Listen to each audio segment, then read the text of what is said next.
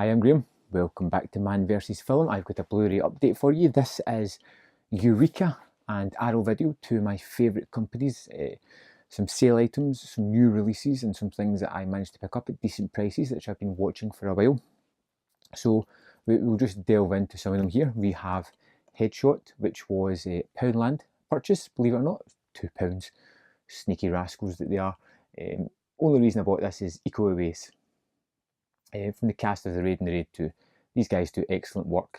I haven't heard too much about it. I loved Here Comes the Night, or It Comes at Night. They Come For Us at Night. Something like that anyway, which was an amazing movie on Netflix, even though I can't get the name right. So, you know what? I'll give it another shot, see what it's about. Next up is Animal Factory. I know nothing about this, other than it's directed by Steve Buscemi, stars Willem Dafoe, one of my favourite actors, and Edward Furlong.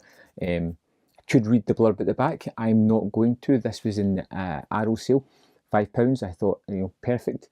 Willem Dafoe is always an actor worth seeking out, and I'm quite curious to see what this Steve Buscemi does.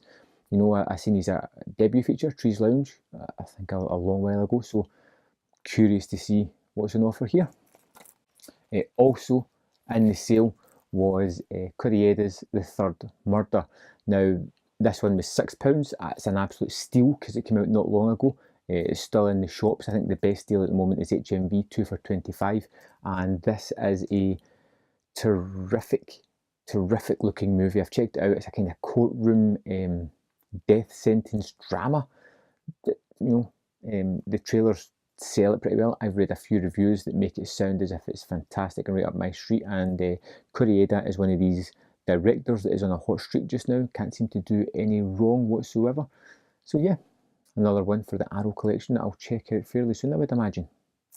Now on to the Eureka portion of this. I've got 3 titles from them, and first up is a couple of titles that I've been meaning to get for a while. They weren't initial I've got to have them purchases. I've been watching the price for them to get to, well, a price that I thought was fairly decent. So Amazon's prices seem to jump up and down. You need to be careful with these kind of things and just watch something, and you can just find it a good price one day. It'll all be gone within an hour or two, but if you're just lucky, you get decent prices. So The Morning Forest was one of those ones. Again, I know nothing about this. My friend Luke swears by it, says it's terrific performances.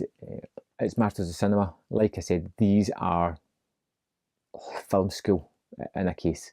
They've all got something tremendous to offer, whether you like the movie or don't. They're usually worthwhile booklets, special features, and movies that are worth searching out. So again, I do have most of those titles ready, so just picking up ones that I didn't have. Another one was from Carol Theodore Dreyer, and that is Michael. Again, I think it was 1924 this one came out. Yep, 94 minutes, black and white. Again, I know nothing. I know nothing about this one, but like I just said, Masters of Cinema, fantastic series. If you want to broaden your horizons in movie and you're willing to take a dip, you can pick these things up at fairly good prices. There's a couple that are out of print, but there are some movies in that collection that are downright just jaw-dropping. Thankfully to the Masters of Cinema, I discovered movies like Harold and Maude, which was utterly divine. Things like Wings or strange abstract movies like the Cabinet of Dr. Caligari. So it's a series I would recommend if you want to broaden your horizons in a film-going sense. And last, and definitely not least, this is a movie set from the 90s for me. I got the Hong Kong DVDs when they came out. Me and my friend, particularly Pete, we loved these kind of movies, traded in them, just talked about them, watched them constantly, and that is Choi Hark's Once Upon a Time in China trilogy, starring Jet Li. This was my kind of first instance of seeing him, I believe, in movies, and these were so good. So good. I think it's I think he plays Wong Fei-hun, and this is it's just tremendous action. It's really well shot by Hark, and these are big, loud, fantastic movies with great action and great stories, and I think these are a must-have for your collection. Out of all the the Eureka movies that they've released, which have been great. You know, you've had Police Story and Project A and City Hunter and things like that. The two that really tug at my heartstrings are Once Upon a Time in China, which I haven't seen in what must be close to 15 years, which I'm really looking forward to revisit, and Iron Monkey, which is just sheer joy for me. It's bonkers, and I love it. This, as an extra, comes with Once Upon a Time in China and America, which I think was number 6 in the series. Also stars Sammo Hung. Wasn't as good as the other 3. Was a bit more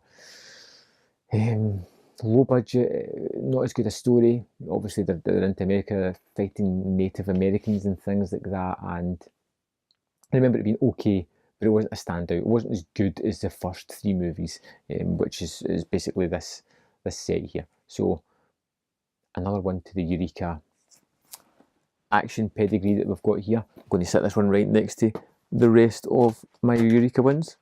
There we go. And there we have it, my pickups. I'd love to know if you've picked up anything recently. Let me know in the comment box below, and I will see you next time on Man vs. Film.